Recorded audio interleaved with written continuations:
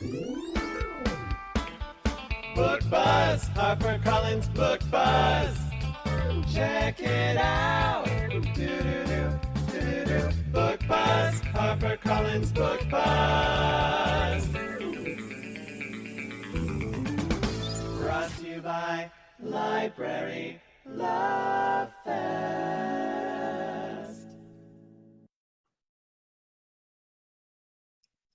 Oh, hello, everyone. Hi. Hi, Lainey. Hi, Virginia. Welcome to another episode of Door to Door. We are so excited for today's guest to speak with all of us and all of you. And so without further ado, I'm going to turn this over to Lainey to introduce our author.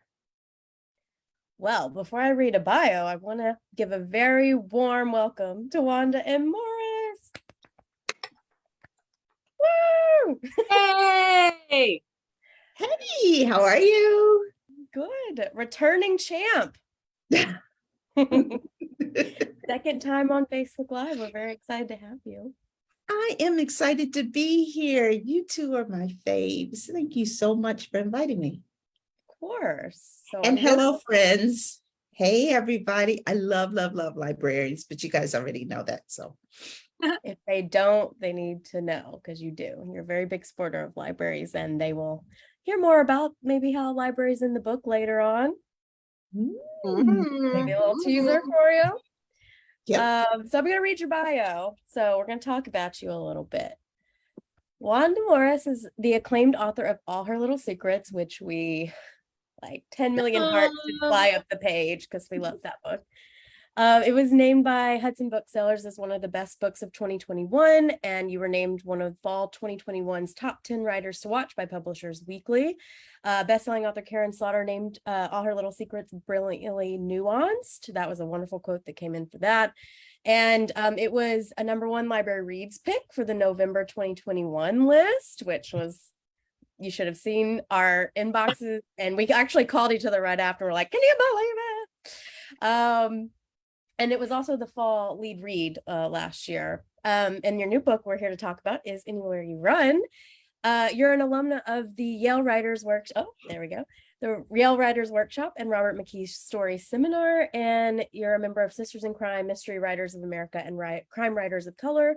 You're a corporate attorney, and there you worked in the legal department of some of America's Fortune 100 companies. And that's an abridged bio, because we would be here all day if I read it all.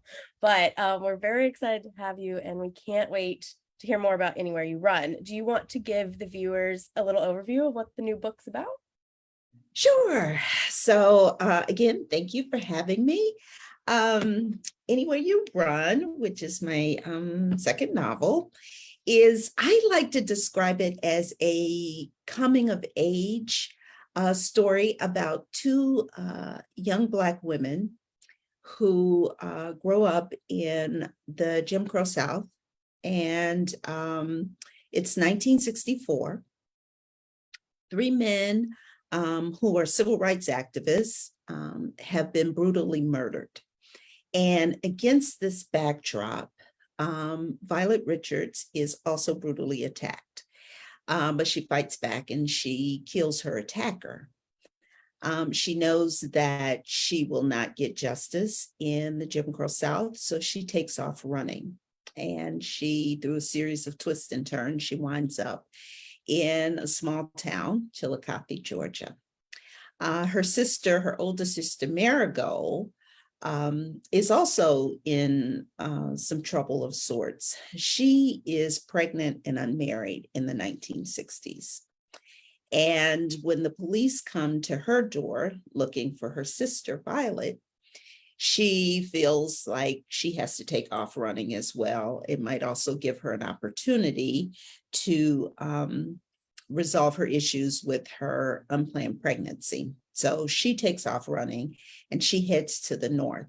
But what the two women don't realize is that there is a man who knows what has happened, and he has a very unique motive for finding them, and he is hot on their trail. Dun, dun, dun. There's so many great quotes for this book coming in. You just got a Publisher's Weekly starred review, which is so exciting.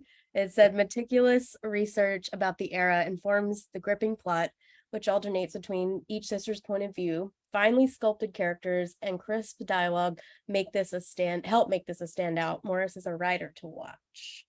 And then Lou Burney, I know because we talked about this when I first read the book a while back, I was like, Lou Burney's November Road, because there's a car chase.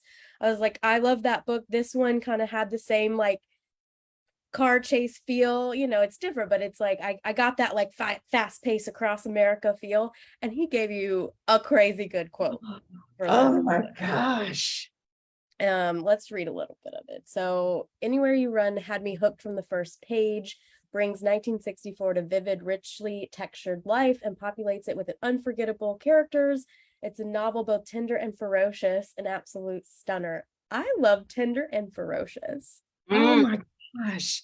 That quote, Lou Burney, I just love his books. And so when that quote came in, I got to tell you, I welled up a little bit because I consider that pretty high praise. He is a phenomenal writer. I just love his writing.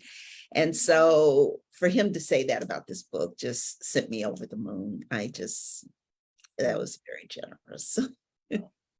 It fits perfectly. And, much like the Karin Slaughter quote for the first book, it was just like, all these people are just like loving it so much. Oh gosh. Oh, and there's so many. Gillian McMillan, Lisa Unger. Oh, right? Lisa Unger. I'm like, the Lisa Unger? What? I'm telling you, you guys are talking to a ghost, because I'm like, those quotes just slayed me. Amy, don't we have the slide of those quotes? We have a few of them. I You can't fit them all on one. It's pretty. It's unbelievable, and that's what we can fit on there. And then the PW that came in yesterday, but this is just Hank, Philippi Ryan. Oh my gosh. Wow. yeah. Just wow. Yeah. Well, you know what, Wanda? This book is such a page turner, and it's got such heart, and there's no good place to stop reading this book, honestly. I can't wait to everybody that we've talked to who's read it is just like, oh my God. It was really great when we had you at ALA. It's that line of people who, when they heard that you were sitting at the booth, were like, oh my God, she's here? Yes. Your one debut, though, admittedly, a fabulous debut, #1 Library Reads pick, and so many great raves. And here we are again, a very different book. But, we were talking a little bit before about, while they're very different books, there's great connective tissue between the two books. And I wonder if you could talk about that a little bit. Yeah, sure. So it's interesting. I started writing the book. I had just finished up All Her Little Secrets and turned it in. And I was trying to figure out what I was going to write next. And it came right on the heels of the 2020 election and all the fallout about voter fraud and the big lie and everything. And, I kept thinking to myself, the right to vote is so very precious. And I think because we are so far removed from, that time period where, Blacks had to fight for the right to vote. There was a time women didn't have the right to vote. And I just thought, oh gosh, it would be really interesting to do something around that, but I couldn't really figure out a contemporary story to write that around.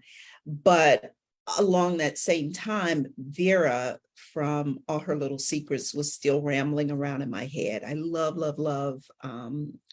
that character.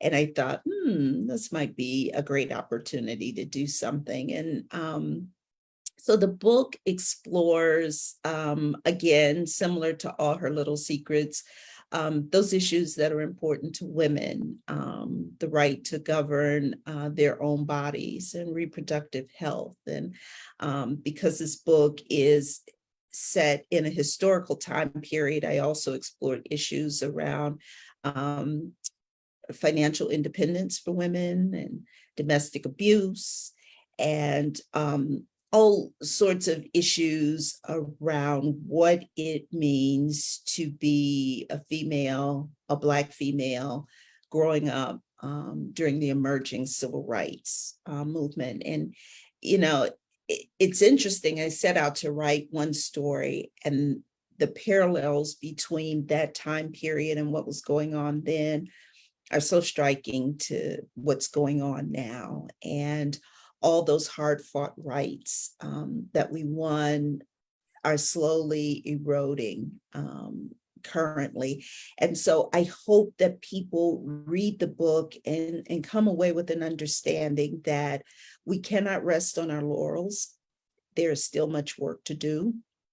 That, you know, despite 1964 is like what, about 60 years behind us? That's like a person's lifetime. And still we're talking about and dealing with the same tough issues. And it's like, until we actually resolve these issues, we'll just keep making the same mistakes.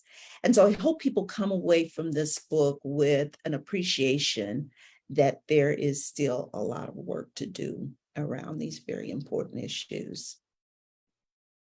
Yeah, that's really not that long ago. It isn't. It isn't. That is not that long ago, which is unfortunate. And it almost feels like we are going backwards in time. So, Yeah. Yeah.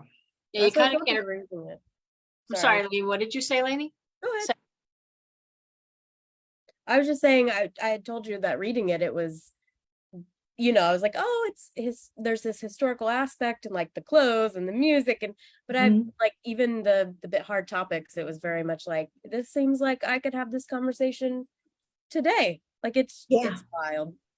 yeah, Unfortunate. it really is. Yeah. So you know, we're just having a free flowing conversation here. And can we talk a little bit about the research? Yeah. I got to tell you, the research was a double-edged sword. And the reason why I say that is because it was so much fun to, and I'm a bit of a history buff, so it was a lot of fun to go back and explore, you know, all those, you know, different things from that time period, the music, the clothing, just that whole vibe. But around the issues of the civil rights movement, there's some tough research. And I first have to give a shout out to the Auburn Avenue Research Library on African American culture and history. Huge shout out to them, because I kind of walked into the library, had an idea of what I was looking for, walked into the library, told the librarians what I needed, and they just kind of like opened up the floodgates. And there was just magazines and newspapers and books and all sorts of research that they made available to me. And I am forever in their debt. So to the good people at Auburn Avenue, I love you, I thank you. But you know, some of that research was really tough to look at and to read. But I wanted the book to be grounded in realism and authenticity. And so, you know, trigger warning, there are some epithets in the book. You know, I had discussions about that because, you know, there's a school of thought that, you know, we shouldn't use those terms anymore. They're terms that I never use or condone. But in 1964, that was the language that was being used. And I've always believed that words matter. The truth matters. And if I did not include some of those words in the narrative, I felt like the book would not be authentic to the time period that I was writing in. So yeah, there was a lot of research. I pulled pictures. For anybody out there that likes music, there's a playlist that includes like everything, like a civil rights movement anthem, Frank Sinatra, Patsy Cline, James Brown, Aretha Franklin. Oh yeah, there it is there. Thelonious Monk, Jackie Wilson. My favorite is the Jackie Wilson song, Baby Workout. I just, every time that song comes on, I start bebopping to it. But I wanted to, first immerse myself in the time period. And so I would listen to a lot of the music. I watched a lot of old TV shows. And then I wanted to immerse the reader as well in 1964. And so I tried to bring a lot of that vibe into the book. So hopefully you can point some things out. And it's like, oh yeah, like, some of my characters make a lot of collect phone calls. Yeah. My 13-year-old son was like, what's a collect phone call? Oh yeah. No, for somebody who, I was 2 years old in 1964, but I can certainly appreciate and feel, and Lainey's much younger than I am, but it's, you've done your homework, and it shows, because it kind of wraps you in that time, and I cringe at some of those things, but I need to cringe at those things, like when she goes to try a dress on, and I won't make any spoilers here, but an African-American woman goes to try a dress, or wants to buy a dress, and knows she can't try it on. They won't let her try it on, and she wouldn't be able to return it. So, reading that is just like, it's a real, there's so many things to this book. There's this chase. What's going to happen next? What's happening with these women? What's going to happen with these men that they're with? And is the law catching up with anybody? And then as you go along on that level, you're also being reminded of, what you just said, that, there's what happened then is, of course, how we wish that were in the history books, and it's not. With the book closed is what I mean. And there's a great education here, and a great appreciation for that. It's just so beautifully, gently woven through the book. You're peppering this thing with some background music, and you've got this club, and you've got, so there's music in there, and you're there. That playlist is absolutely fabulous. We're not going to play 1 second of it so that we don't go into Facebook prison, but please, Lainey, put it in there, and you should listen to it, because it's just wonderful, and it's all over the place, and it's just so perfect. It's so atmospheric. And I never knew that Etta James sang My Funny Valentine, and I must have listened to that now 5 times. I love that song, but I never heard her sing it. And it's such a beautiful rendition of it too. Is.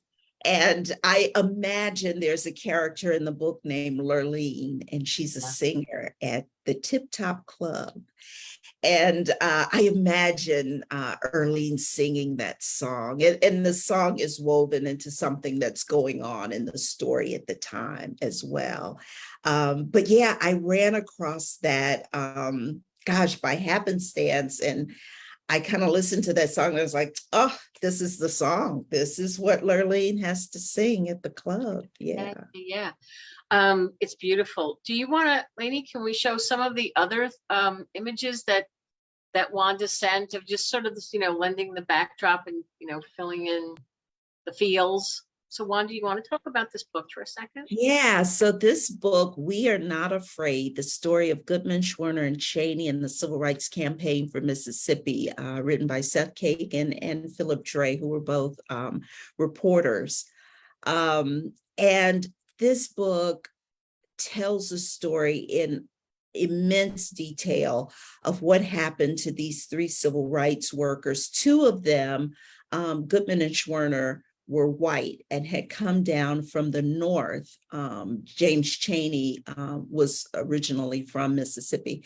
And the 3 of them were trying to help Blacks secure the right to vote in Mississippi.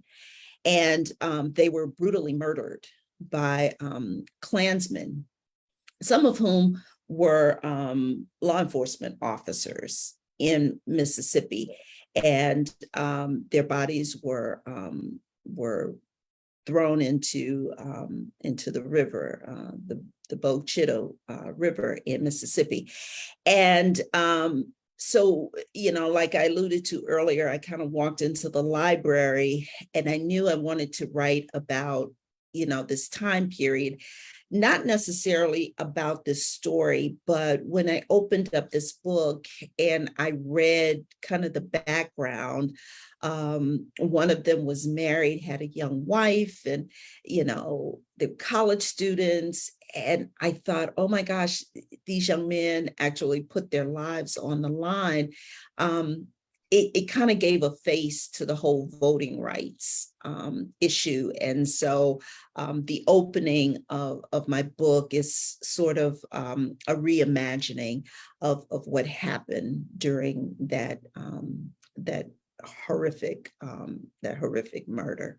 So I was turned on to this book again by the librarians at the Auburn Avenue Research Library. Again, huge thanks, but it's a very good book, very detailed, well-researched on what happened and kind of the outcome of that murder. It was amazing to read about in the book about how Black people would be turned away for the most ridiculous reasons. Yes.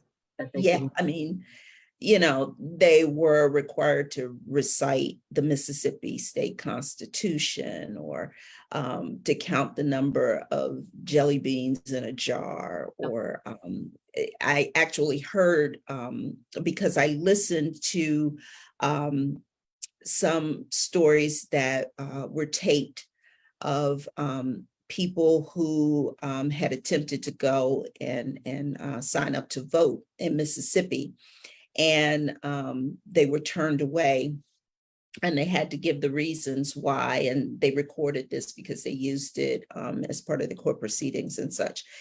And one man said, yeah, I was required to tell them or to estimate how many bubbles are in a bar of soap. Well, like what? And so it was, these so-called intelligence tests, that's what they were called, that were used to prevent people from getting the right to vote. They were not allowed to sign up if they couldn't pass these so-called intelligence tests. Right. And then they could never be on a jury.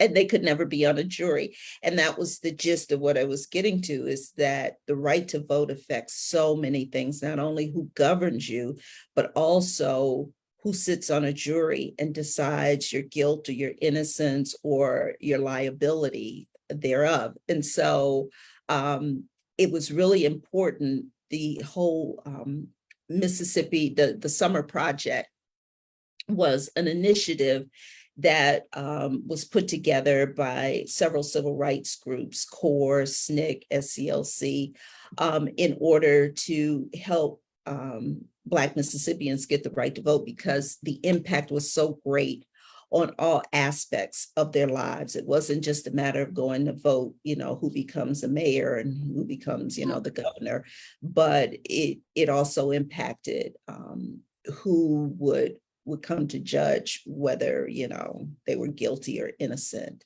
And remember, during this time, a lot of Blacks were brought up on trumped up charges and all sorts of things. So it was really, really important to have the right to vote. And it still is to this day. Again, like I said, that's one of the striking parallels, is that the right to vote is really important. And that's why when you see people fight awfully hard to prevent you from getting the right to vote, there's a reason. There's a reason. Most definitely. Dark history, but things that are important and to give voice to. So Yeah, Thanks. which I've done so brilliantly with this book. Yeah. What about the maid narratives? So this is a book that I kind of stumbled on again during my research, and it's written by these three people who had done some pretty meticulous research, interviewing numerous Black maids who had worked in the South. And because one of the characters works as a maid in the book, I wanted to make sure that I got the whole vibe right, and what it was like to be a Black maid. You know, some people, you know, that hired Black maids treated them better than others, but for the most part, it was still very menial work, paid very little, and it was very hard work. So I wanted to make sure that I delved into that so that I could get that vibe right in the book as well. and then maybe we should do some there was the advertisements. Those are good. Yes. So as I alluded to before, I kind of immersed myself in the time period. And so I looked through, oh gosh, I can't even count the number of magazines: Ebony, Jet, Tan, a magazine I'd never even heard of, Life, Time magazine, all these magazines during that time period. And it was so interesting because, you know, some of the ads were just, I don't know, I cringe, you know. It was just like women were supposed to behave a certain way and look a certain way and act a certain way. The social strictures on women back then were just, it was a lot. Let's just put it that way. And so this is one of the ads. Their hair must look extra lovely all the time. Models can't take chances. And it also gave me a sense of some of the clothing of that era. The arrow kind of points to the woman and what she's wearing. So, you know, this is just a sample of some of the many ads from the magazines that I looked at for research.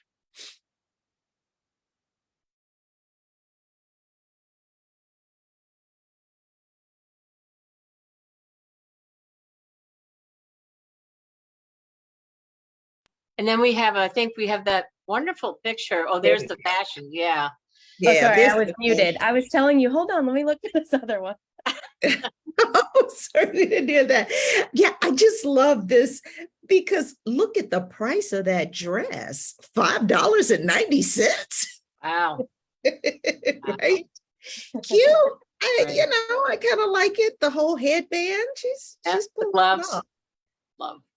The gloves, right? The gloves. Yeah. Oh my God, this book. I can't even say anything, but the gloves. Wanda. I know. Yes, they're gloves in the book. Come on, people. Will you read this book so we can talk about it? Oh my God. There's so many people say, okay, I love this picture, Wanda. I love this. I love this picture too. And I wish I could say they were relatives of mine. They are not. I found this picture doing my research. And I found this relatively early on because I was trying to figure out who these two sisters were. And if you look at the one who's holding her skirt up and she's got her shoulder kind of peekaboo, I'm like, she is so sassy. That's Violet. That is my Violet. And the other one, you know, I imagined her as being Marigold. She seems, you know, not quite as sassy as the one beside her, but I just love these old photographs and I poured through a ton of them. I didn't send you guys even half of the photographs because I wanted, again, to get kind of the mood right, and who these women were, and their personalities.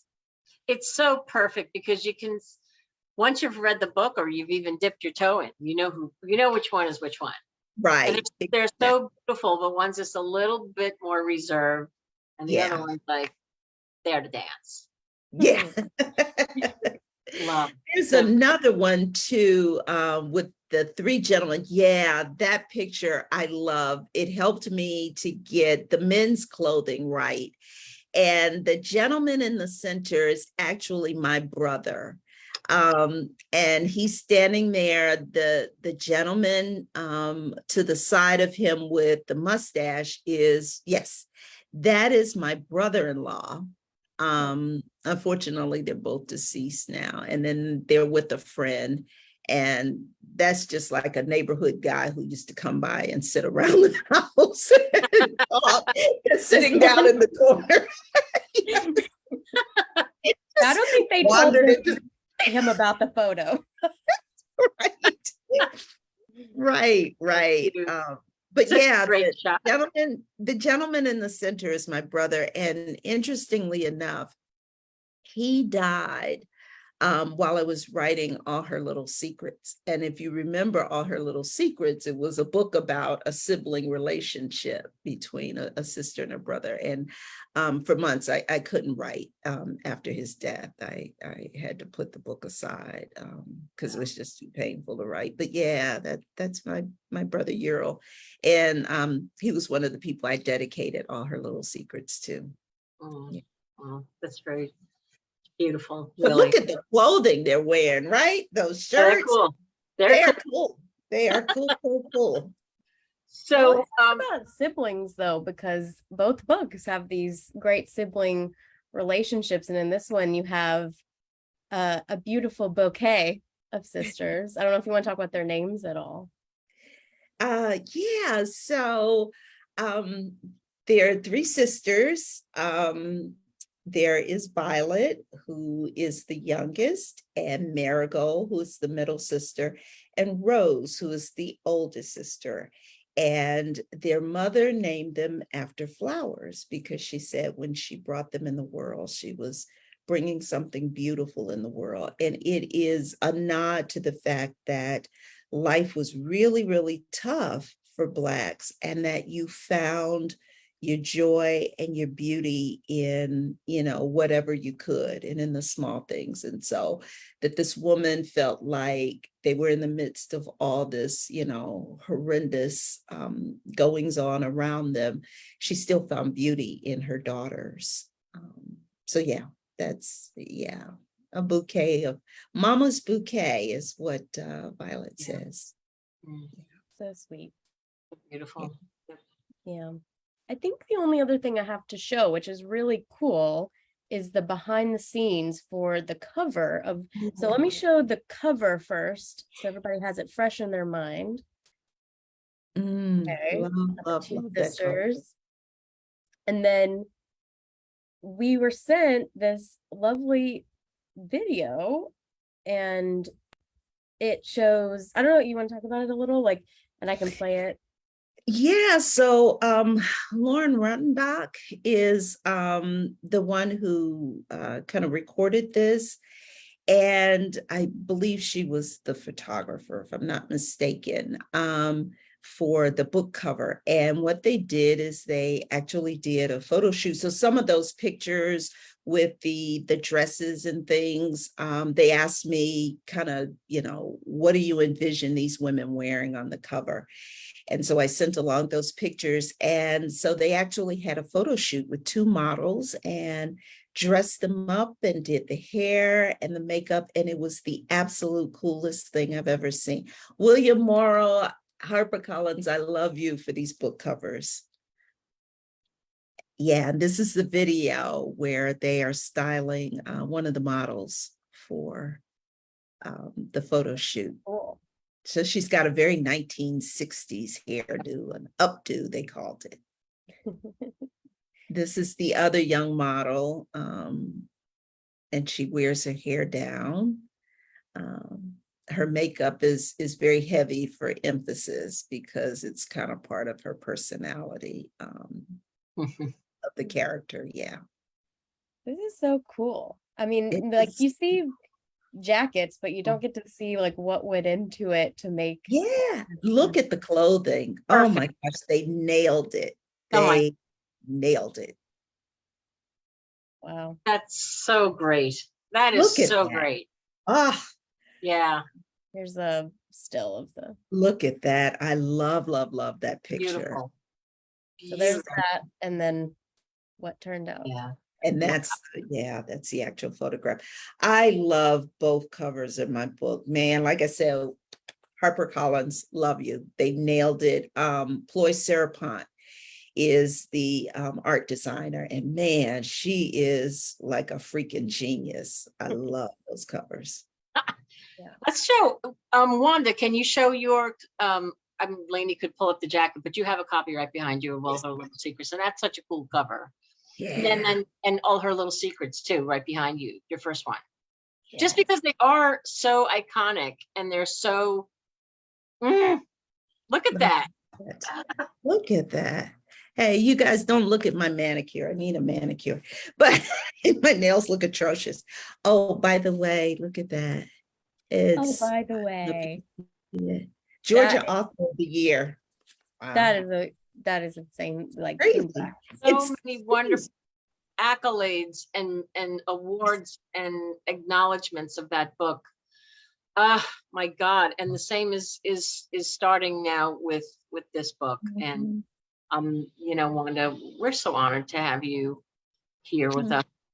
Honestly, you're such a wonderful writer and such a wonderful person. We have so many people who have comments in the Facebook chat room, and I think we should get to them because it's already 2:45 and we want to get to everybody. So Lainey, do you have anything else you want to mention before we go to our friends?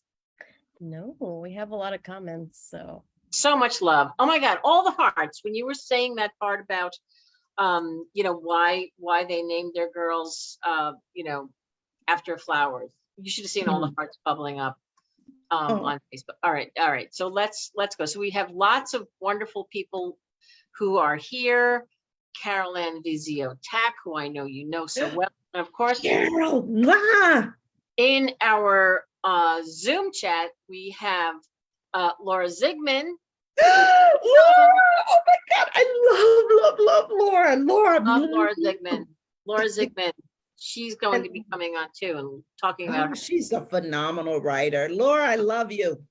She's fantastic. Laura, can't wait. So, okay, let's see. Here we go. Lillian Dabney, we love you. There's so many people who are so happy to be here from all around the country. Let's see. Omaha. Amy White says, this book must be excellent for such high acclaim. Yes, Amy, it is. And you need to read it right now. Okay, Carol Ann Vizio Tack said, I was trying to save this book for vacation, but when I peeked at the book this morning, you can forget about that.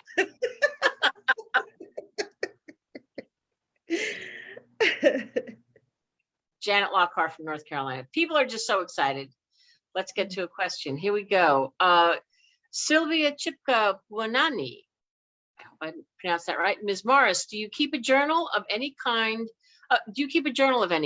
With topics, ideas for future writing? If so, how many ideas are floating in there?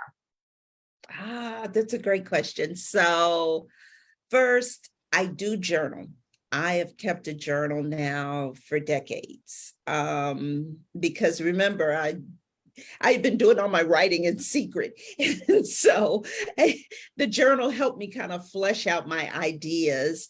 I do keep a folder. See, I'm kind of old school.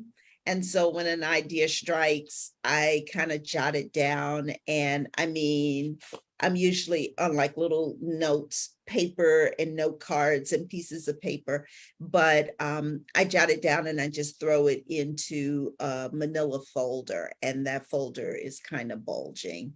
So I have lots and lots and lots of ideas. I think I will probably run out of time before I run out of ideas.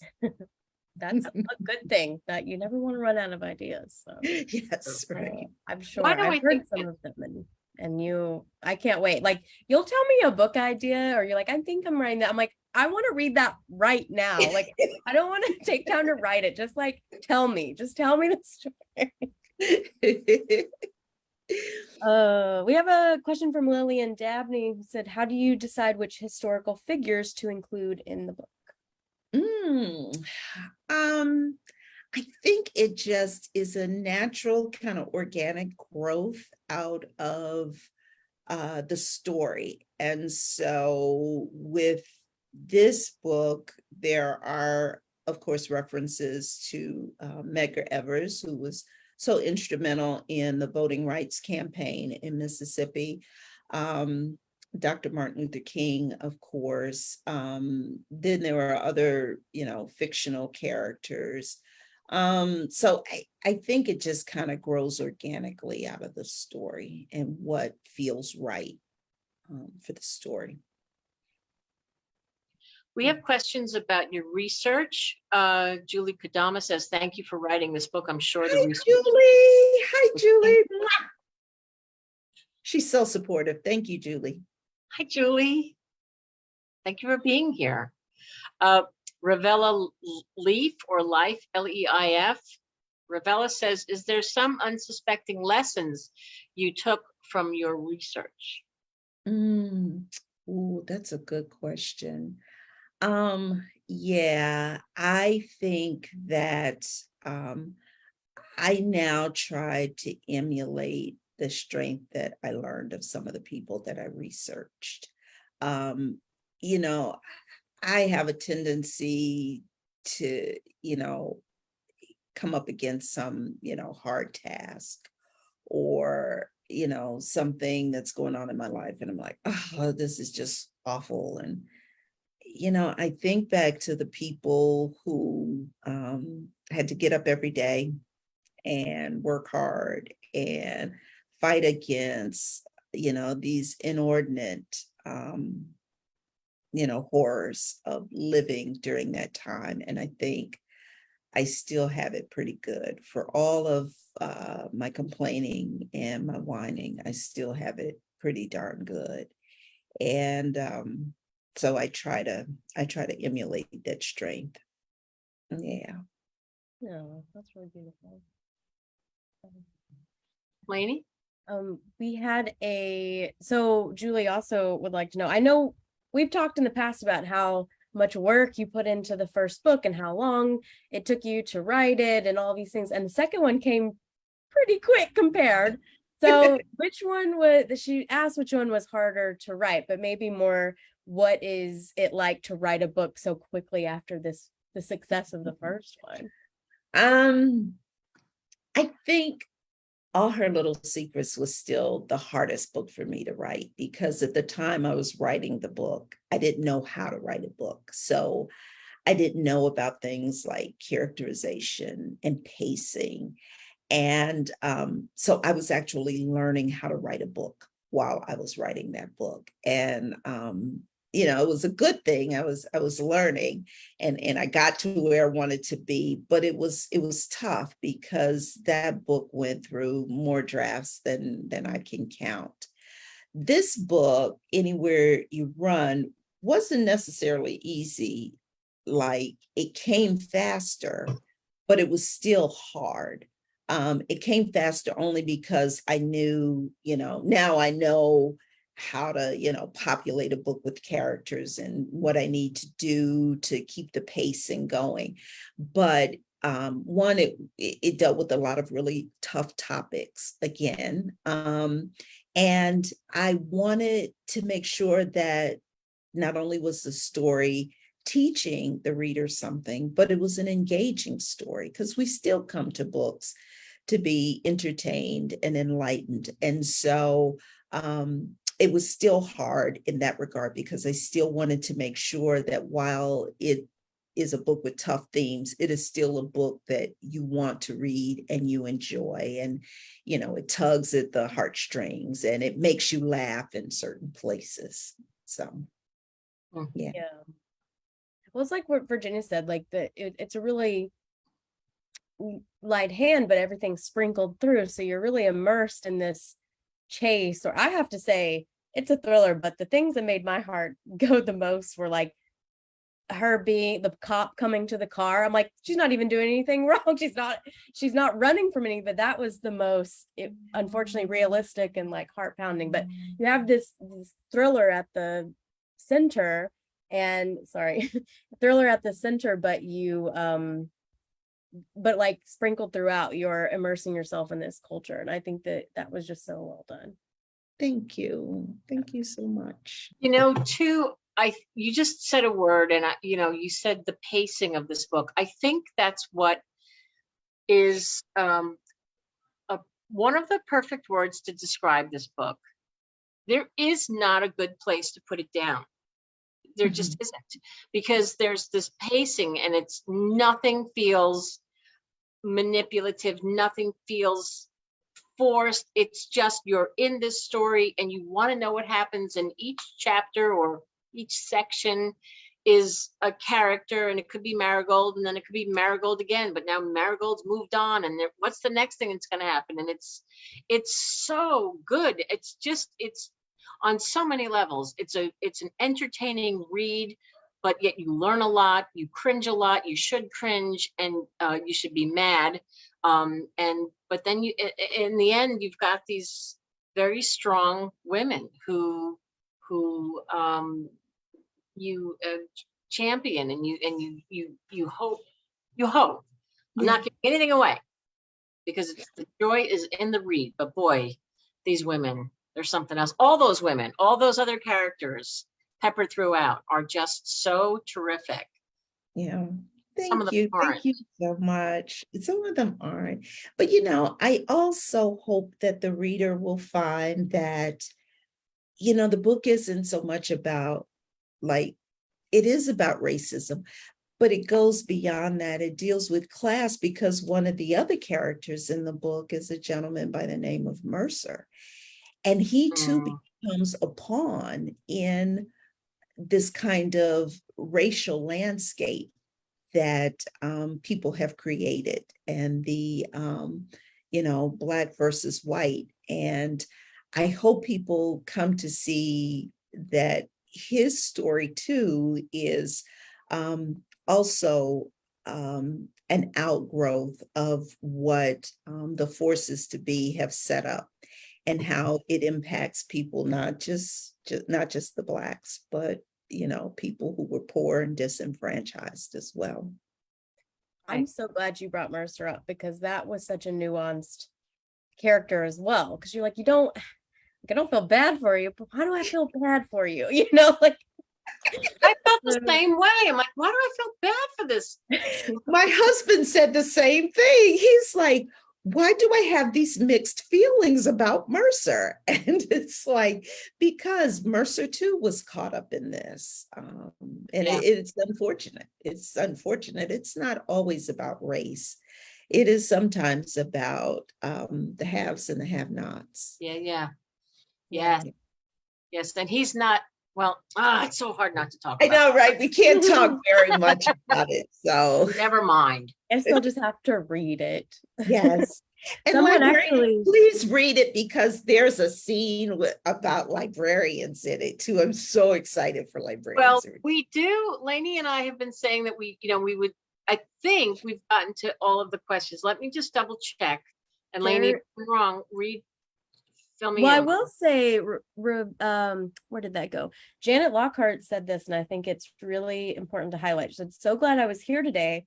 This talk will make reading the book an even more rich experience." And I agree. I think to come in with all of this historical detail is going to be, like you're stuck in the read, and it's a really thrilling read, but there's just so much behind it too. So thank you, Janet. And then, oh, Lily and Dabney want to know what you're reading. If you want to give us a couple of books that you're reading lately. Oh, yes. And I have them usually sitting here close by. I am reading Cheryl Head's Time's Undoing. And this is a dual narrative book as well. And it is based on an actual event that happened. Her grandfather, I want to believe it's either a grandfather or great grandfather, was actually killed by the Birmingham police. And it's the story of a young journalist who decides to research what actually happened back then. Very, very good book. I just started this, and it is a really good book. And then other than that, I'm trying to write the next book. So Hurry. Yeah, put those books down. Get your Hurry up. Yeah. I love that. Thanks for showing the book too. Yeah, that's great. Let's see. What does Janet say? When I have mixed feelings about a character, I think that's a mark of great writing. Yes, Janet Lockhart. God, she's so smart. Thank you, Janet. Thank you. Well, it's true. Really, when you think about it, you shouldn't have any, none of us should have compassion about this particular character. And yet there's something you just kind of do, you know, but you'll see, folks. And I really, you know, there's a handful of times when I say, and then like, Lainey, I know you said it too, where we envy people that get to read a book that for the first time that we've already read and loved. And this is totally one of them. I just can't stress that one enough. Thank you. So let's see. Do we want to, let's see. I want to make sure we've got everything. Let's see. Beth says, I am curious to know if you think about your writing, while you are working as a litigator, or do you keep those worlds separate? Oh gosh, no. All her little secrets roamed around in my head while I was sitting in meetings, in traffic. I am always thinking about the books that I'm working on, and it's hard, but it's good because I think that it keeps the juices kind of flowing. So I don't try and dismiss that and say, oh no, I'm supposed to be focusing on something else now. No, I lean in. Cool. You know, I think we should end with the reading. Don't you, Lainey? We have it. It's going to take 2 minutes, and it's just, Wanda, can you set it up? Sure. So the sister Marigold has moved up to Ohio at this point in the book. And she is now kind of dealing with the repercussions of this unplanned pregnancy. And I'll leave that at that. And she is having a hard time finding a job up north. And so this is her when she goes out one day job hunting, and she's been unsuccessful. So she just says, to heck with it. I walked down Superior Avenue before I finally wandered into the library. I got lost in the rows of shelves. and the unmistakable scent of books and paper. Hush voices floated through the space, along with the occasional sound of the librarian's date stamp as she checked out books for people. This place was like a refuge. It was the first time since I moved to Cleveland that I felt at peace, no worries or concerns while I roamed the stacks. A librarian walked over and asked me what kind of books I like to read. She helped me find a few titles she thought I might like. Would you like to check them out? She asked. Excuse me? Back home in Jackson, Negroes were only allowed to check out books if they were doing so for a white person. We weren't allowed to have library cards. Yes. She signed me up for a library card, stamped the card in the back of my books, and reminded me of the due date. I scooped up my books and thanked her before I left. I practically floated toward the door. To hell with Roger. I planned to spend the day reading. I stepped outside. A few sprinkles of rain fell, and I unsnapped my umbrella. A car sped by, laying on the horn, and I looked up to check out the commotion. That's when I saw him, a white man sitting in his car across the street, the same man who stood on my front porch in Jackson looking for Vera. My heart thrummed inside my chest. I did a double take. Why would a man looking for Vera back in Jackson be here in Cleveland? And why was he parked outside the library where I was? My first instinct was to bolt from the library and run back home. This man had followed me all the way from Jackson. Had he followed me looking for Violet? And if so, why? I started to go back to the librarian to ask her to call the police, but she would think I was crazy. Maybe I was.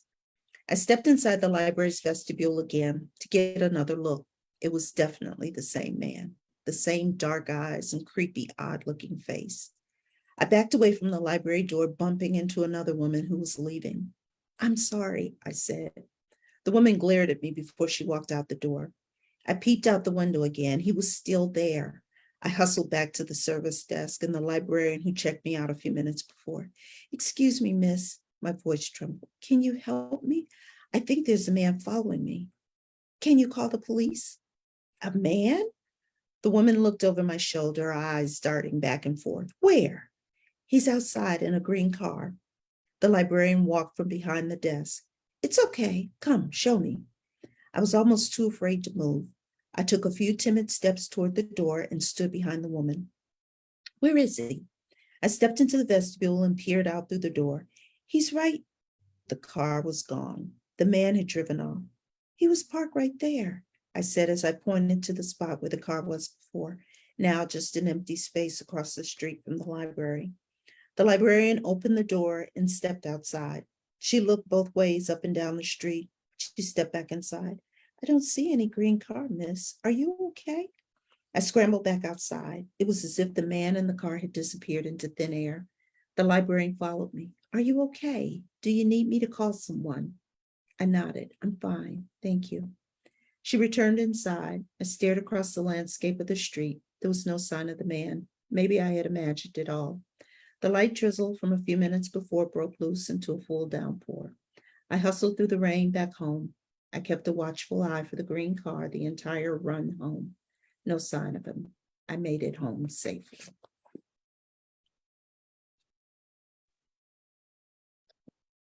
Oh, We were saying that, like, the librarian, of course, just it's like the first time she's shown respect and kindness. Exactly. I mean, even the lady leaving the libraries, gives her a look. And Yeah. there's the librarian who And the is, librarian is the first one who actually gives her some respect and some kindness. Yeah. Librarians are super important to me. They were the ones who opened up the world for me. I love them dearly.